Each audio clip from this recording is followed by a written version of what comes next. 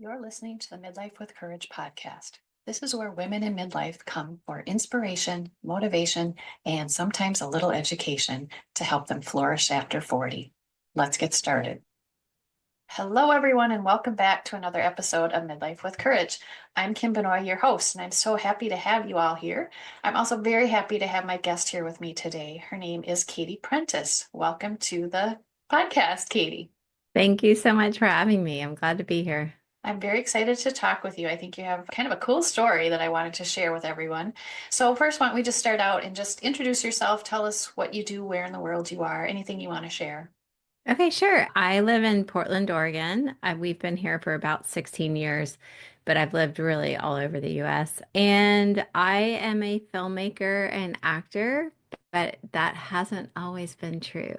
Yeah, we're going to talk about that. Sure. I think I saw you grew up in Ohio. I did. My Okay. parents are both from Ohio, and Okay. I spent all of elementary years there. Okay. I was born there, so it's always interesting. We have family there Yeah, too. So yeah, anyway, nice. but yeah. So I always like to just start out and ask my guests, when was a time when you felt the most courageous? Hmm. I think Oh, I don't know. It's like I went to two different places immediately in my mind. One is like thinking about taking a leap into something that's really like life-giving and creative and exploratory, which is like filmmaking and acting. Like acting, trying that for the first time in midlife was like very intimidating to me. So I felt courageous to go for it. But I think also prior to that, my journey in caregiving and moving with my mom to the end of her life, I think it takes equal courage. It just feels a lot sadder and more difficult than the other. Sure. Tell us what you were doing before you became an actor and Sure. did your midlife pivot, so to Yeah. speak. Yes. So I started out as a stay-at-home mom. We have four kids, and I really loved being able to do that. I felt like it was, a gift that not everyone gets to choose or that people want to choose. And I totally understand that too, because there are plenty of days where I wish I could go to a job instead and talk to other adults and whatnot. But after my fourth kid I was born, I started a portrait photography business. He's now almost 18, but he was a newborn and I had loved photography, had studied a little bit in college and thought, what if I could do this professionally and like actually make this into a career? So that was a fun adventure type of journey of like trying to pivot from being primarily a stay-at-home mom to also having an entrepreneurial self-employed job That's a big business that leap. I started. Yes, it was. And I was juggling a lot and I always wanted to have my kids feel like I was fully with them, but also wanted to start this career. Fast forward, my mom at a really young age, well, she was 62 when we got her diagnosis of frontotemporal dementia. And I'm sure that she had symptoms in her 50s. Prior to that, we just didn't recognize the early on symptoms of this particular type of dementia or degenerative disease is like really difficult to recognize because it can look like just other behavioral things or Sure. other shifts in life, which we all have in midlife. Yeah, I was just say I know a lot of perimenopausal symptoms kind of make me Yes. question a little bit. Yes. I mean, we all think we're losing our minds in midlife, right? Yeah, exactly. And so when you're looking at your parent, it's easy to think, oh, well, they're just going through something, in midlife. But my mom got diagnosed with frontotemporal dementia at 62, and we were told right at that, well, actually before then, that she couldn't live alone or drive anymore. So this was probably at least a year before that diagnosis. But that catapulted my siblings and I into having to like be a caregiver. All of a sudden, we were all with our own young children. My kids were all in elementary school.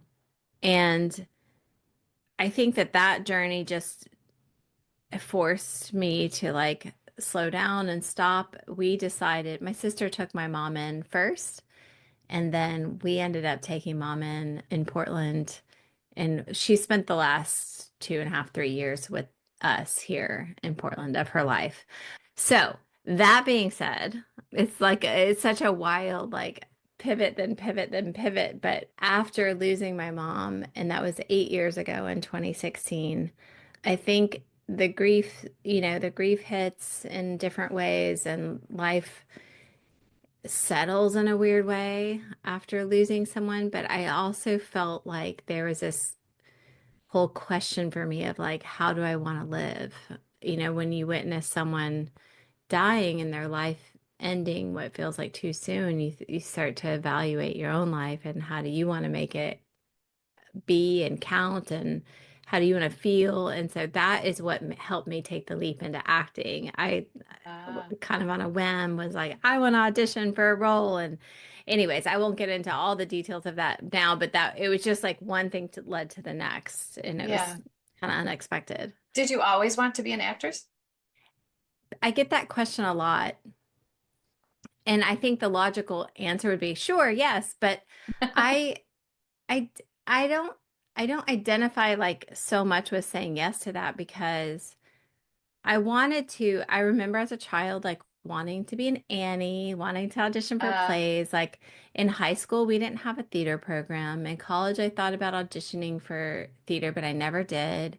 huh. It was kind of like always like on the periphery of something that would be really fun to do, but it never felt like a real vocation or a real thing that you do when you're in your life because Sure. I didn't understand acting in the industry and how like you really can make a career out of this. It's not just all like Hollywood Yeah. stuff. So yeah, I did in a sense want to act, but I never did want to act in a sense of like, oh, I should make build my life around this You're right, as I have right. now. Oh, very cool. So, how did you start? Where'd you start? You decided, yeah, I want to get into acting. Then what? Yeah, that's a great question. And there are really like logical ways that people can start acting. Mine is a little like less common. I started seeing productions in town around Portland and different shows being filmed. Like I would see something in my neighborhood, like, oh, what is that? That's a set. And it just definitely Oh, spiked my curiosity and my interest. Like I remember thinking after mom died, oh, I should make a bucket list. What would I put on it? Oh, I want to put like be on a set. I want to like be on a film oh, set. I just think that'd be such a cool thing to do before I die. And so I was just having these thoughts percolate. And in that phase, I saw a casting breakdown on a Facebook group. And it said, we're looking for a woman, this age range, this look. And I was like, well, I fit that description. Like maybe I should just send them a message that I'm interested. So I did. And mhm. then they were like, great, can you send us a self-tape tomorrow? And I was like, what is a self-tape? Like, That I would be don't my first know. question too. Yeah. Yeah. But I think like you have your business, like if you're an entrepreneur and you figured it out in the past, like you go, okay, well, let me figure this out. So I quickly Yeah. Googled self-tape and tried to learn what it is. It's basically recording yourself for an audition.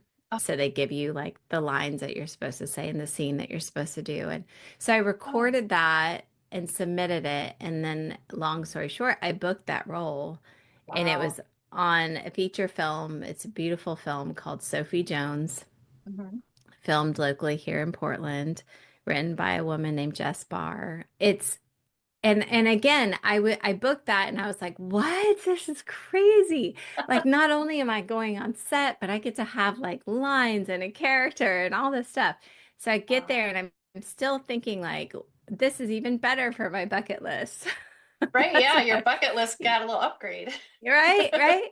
Even more. And and then instead I was there and I was like, this is like amazing. Like I was just blown away by the experience. And I think part of it is because all those years I've been doing like solo entrepreneur, like photography business, I've always kind of miss that collaborative mind of like working with people and just like creatively brainstorming and like so like sitting in a scene on set where you're collaboratively telling a story. I was like, this is amazing.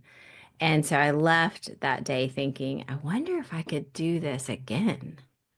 Like I literally was like, I feel like I got away with something here. Like, and I wonder if I could do it again. And I started like thinking, I'll just look around Facebook more and like see if there's other casting breakdowns that I could submit to. And I would say most towns probably have Facebook groups with like acting and filmmaking if you wanted to look into it. And then within a month or two, I signed up for acting classes and I started training.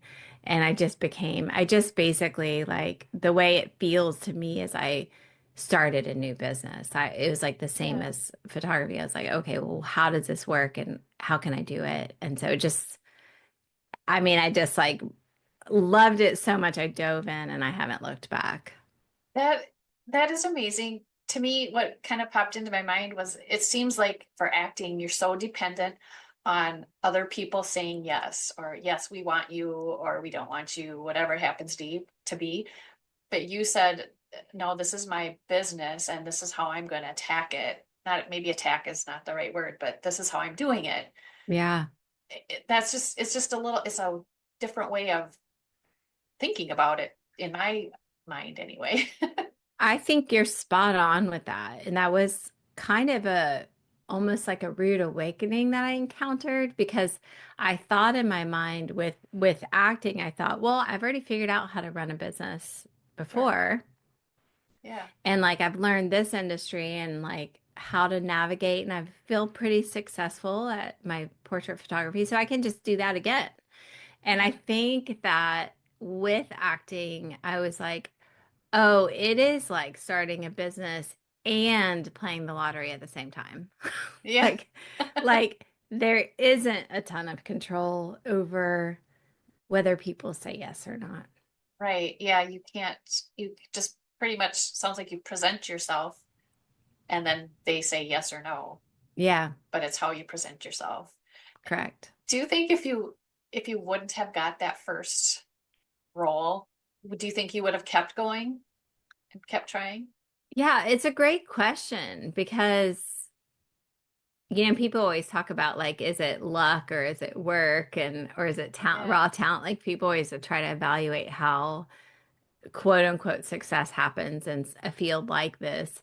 And I think that it's a really good question. I think that I would have figured out how to be a background actor on some set somewhere. But had I not gotten that speaking role, I don't know. I may have gotten the bug regardless and like dove into classes, but having that first role is it was really unique. I'll just say like I went into my first acting class and my coach was like, "So, were you an actor in college or something?" Because I think a lot of women in midlife who or anyone in midlife who comes to an acting class that hasn't taken an acting class in years, the logical explanation is like they used to do this and now they're trying to do it again. And I was like, "No, I've never done this before." And he's like, "Well, what brought you to class?" And I was like, "Well, I booked a role on a feature film." And he was like, that's unusual. Oh, yeah. And almost like I don't even think I realized like how coveted that experience Um, would be to like peers and whatnot because sure. so many people spend years and years and years training and just hoping to book a speaking role in a feature film. Yeah. So yeah, it was kind of like going in the back door. I think, I don't know, it's hard to say like what would have happened if that Sure. initial thing wouldn't have happened, but Yeah. it's meant to be. Yeah, I was gonna say, I think it's meant to be somehow it would have happened regardless. But Hmm. that's so I cool that you agree. got your first one right I out of the know. chute. That's amazing. It's so special too, if I can just add one thing, is Sure. one of the things I think about is like, I don't know, like faith, magic, like all the things that exist in the world. It's like how do these things fall into place and like why does it fall into place? But Sophie Jones was really special to me because it was written about a girl in high school who actually loses her mom to cancer. Oh, And the director had actually lost her dad at a young age. And so oh, I look at all of that and I was like, why are they booking me for this role? Because like I've never done this, you know? yeah, But I think the director just found some sort of like, I don't know, just there's this connection or chemistry. And then when I realized what the story was and that they both had personal stories that's similar to me, I was like, this feels so meaningful that my first sure. role would be like also connected to like my own experience with grief. Right. That kind of gives me a little bit of goosebumps because Yeah, it was like you were meant to get that. that's So, what it feels like. yeah, of course you were going to get it. Um, Yeah, that's amazing. So what did that lead to then? I know you've been working on some other things. yeah, so back to your question of like it feels like, when we were talking about the lottery versus like starting a business, I think that one of the pieces of advice I got early on in acting was if you can create your own work. And I remember thinking, okay, I am a white woman in midlife. There are millions of us trying to act. Like Yeah. nobody's going to be like knocking on my door and like, "Oh, you're so unique. Like we want to book you." So it's like I realized really quickly, like I could work harder than everyone, faster than everyone. I could hustle. I could like be so winsome, whatever, but I still may not have the opportunities that I want, especially at the pace that I want. So his advice to create films like stuck with me, and I made my first film in 2020, and it was actually a short film loosely based on my experience with mom in like those early stages of like seeing someone's mental decline and not knowing how to explain it or like what was actually going on. I made that short film, and then I thought I want to make more short films and keep learning. And this is like going to be like my film school. I'm just going to make some films. So Yeah. I made a short web series called Gamer. It's like a 3 episodic web series that I'm hoping to release the first of next year. Uh-huh. And now, currently, I'm working on my first feature film, and it's called Wake Up Maggie, and it's a full-length movie, and it's not based on my personal story, like in the context of the actual story, but it is based 100% on truth with like the circumstances in the story, if that makes sense. Sure. So it is, I call it like a coming of middle age film because Oh, it is about this journey that we take in midlife and how we go from, this is my experience, is like we go from thinking we can control our lives to like hitting all sorts of unexpected turns and pivots or trauma or grief or crisis, whatever it is. yeah. Our life changes us and it affects us. And what Brene Brown calls it is a midlife unraveling. Mm. And I think it's like that journey of control to unraveling to acceptance. And this is the journey that we'll get to see Maggie, the lead character in the film, go through. And she definitely enters into caregiving, which is like one of those things that I think so many of us, especially as women, encounter in life at some point. And it's such a labor of love. It's such a sacrificial love, and it's such an invisible, difficult journey. And I really want caregivers to feel seen in this movie. And it's also going to raise awareness for FTD, which is frontotemporal dementia, the type of dementia that my mom was diagnosed with. But again, the context of the story is set with in between two estranged sisters and just their journey of like, yeah, when life, I always think like caregiving does not ask permission. Like, is this a good time for you to add like 10 times more to your life right now? Like, is this a good time for you? It Yeah. just dumps in and life keeps going and you have to somehow figure it out. Yeah. So Wake Up Maggie is going to be a really beautiful movie and I can't wait to share it with everyone. That it sounds amazing. It really does. When will that be out, do you think?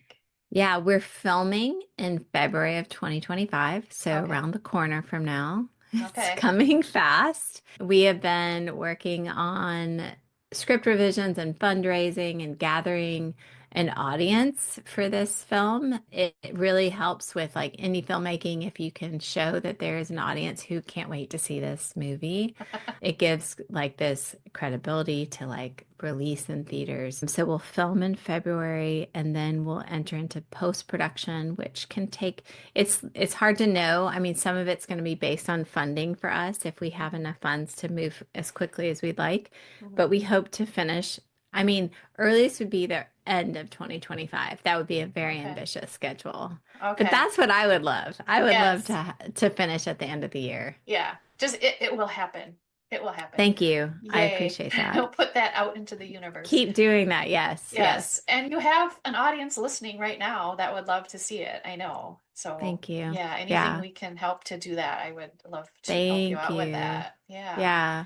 So when you say you're making a movie, are Mhm. you, can you just tell us a little about that process? Are you're writing it? How does Yeah. that work when you say you're making a movie? Because I think Yeah. that's so cool, like very It's a amazing. great question. It is such a different industry, and it could mean a lot of different things if someone said that. It could mean that they're producing it or that they're directing it. I'm doing all of the above.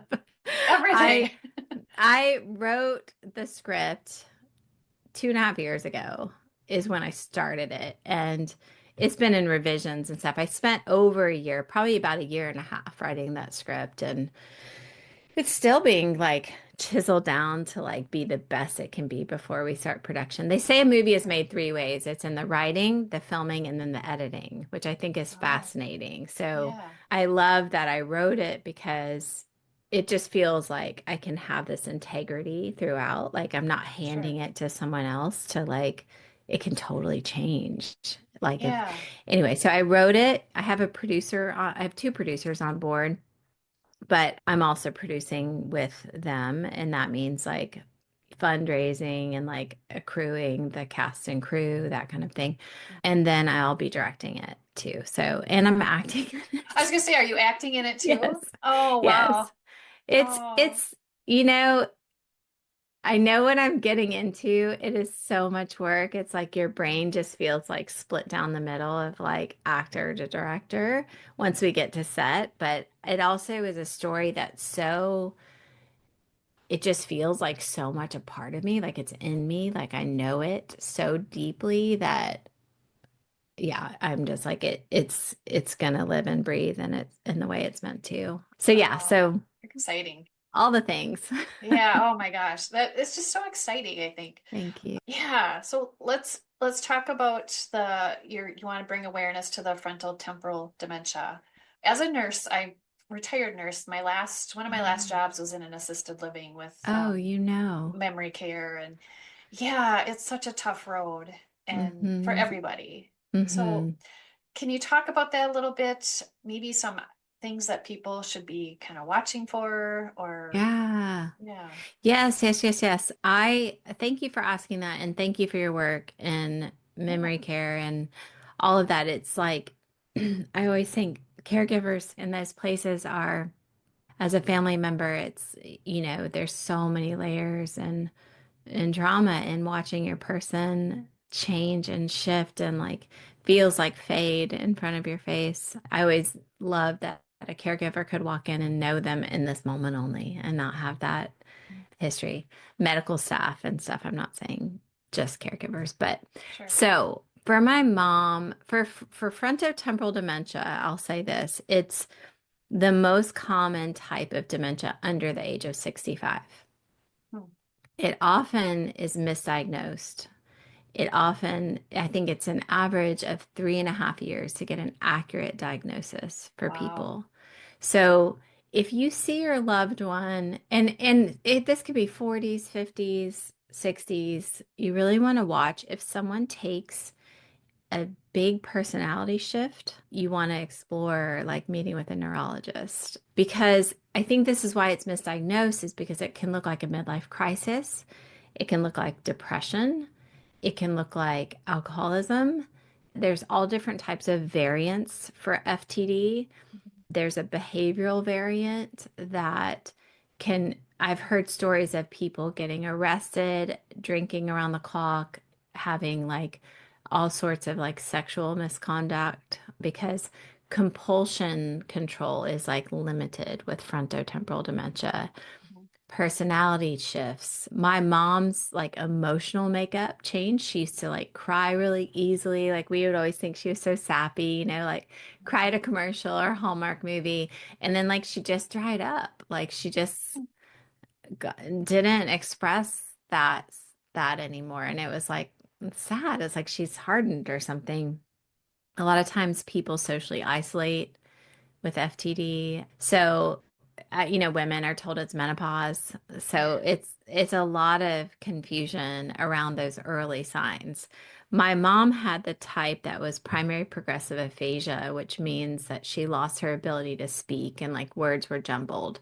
The thing about FTD is it's not a memory type of dementia. Mhm. So many of us are used to and understand Alzheimer's and like the loss of memory and the repetition that people do, or like, repeating the same question or forgetting who someone is or where they are or what year it is. Um, my mom didn't have that, but she couldn't articulate herself. Uh, Um, so there's a lot of repeating of phrases. There's maybe like soothing behaviors, like she would rub her hands together all the time and mhm. she would just like repeat. My mom's phrase was just okay, okay, okay. Like she would just repeat Um, that a lot. She would also say, let's go. So I'd be like, what? Oh, she's so bored. She hates being here, but uh, I think it's just like a go-to thing that they can get out verbally. So that was sure. some of that. I think FTD is less known and less researched, and Mhm. it's so important for us to not only fund more research, but also raise awareness so people can get a diagnosis sooner. Mhm. And then also like help advocate for policy change in our country so that I read somebody post on Instagram just the other day, like having FTD or any type of illness is so expensive in our country. Oh, it I'm like, is. why are people and also when you think about like FTD is hitting people while they're still in their working years. Yes. So it's even more of a financial burden if they lose their jobs and lose their ability to make money. Right.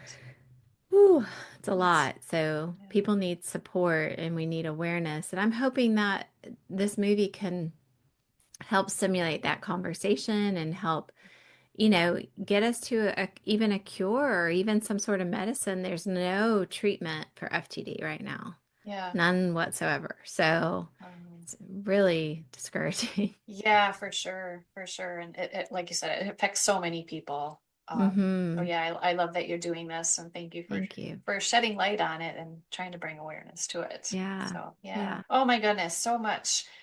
If people want to find the films, find you, where would you suggest they go? Thank you for asking that. My website and all my social media is Katie Prentiss. It's pretty easy to find. So katieprentiss.com is my main website. And Wake Up Maggie is wakeupmaggiemovie.com. We also have Instagram and Facebook so far with Wake Up Maggie Movie is our handle on those platforms. So yeah, I'm Okay. trying to make it as easy as possible for Yeah, people to for sure. find, but we would love for people to jump on. I think like growing those social media followings, like growing that community is so important to us before. It's kind of like if you have a book launch or anything else, it's like the more people that connect to us before it's released, the better. Because then, if we do, my dream is to have theatrical release at the very least limited across the country and fill those theaters with people who have been following and been part of the journey. Yeah. Yeah. Oh, wonderful. So listeners, go and find her on her social media under the wakeupmaggiemovie.com on the website or social media so that she can build an audience so that when that movie comes out, there'll be lots of attention for it. That would be We awesome. love it. Yeah. Well, Katie, I feel like we could just keep going, but we do have to say goodbye at some point. But Yeah. before we do that, is there any one last message that you want to leave with the listeners? Yeah, I would love to just encourage you, no matter where you find yourself in life, whether you're in a phase of caregiving or, I think of it as a contraction or expansion. If you feel like your life is contracting in and you have to be doing sacrificial work for other people, just to remember that that doesn't have to always be true, that things can change, and that you really can't have an expansion without a contraction first, just like our lungs move or the ocean or labor and delivery. All of that. I think that I just want to encourage people because I know those times in my life where I felt like it would never end and I felt so small and stuck. And then now I feel like I'm doing this incredible life-giving work and I try to just ride that wave and enjoy it because who knows what's to come. But yeah, just remember that your story isn't over. It continues on. Beautiful, beautiful words from a Thank you. beautiful lady. So Thank you. thank you so much, Katie. We will talk to you soon. Thank you for having me. Uh-huh. Thank you for listening to the Midlife with Courage podcast. If you liked what you heard, I would love it if you would share it with a friend. Until next time, take care of your beautiful self.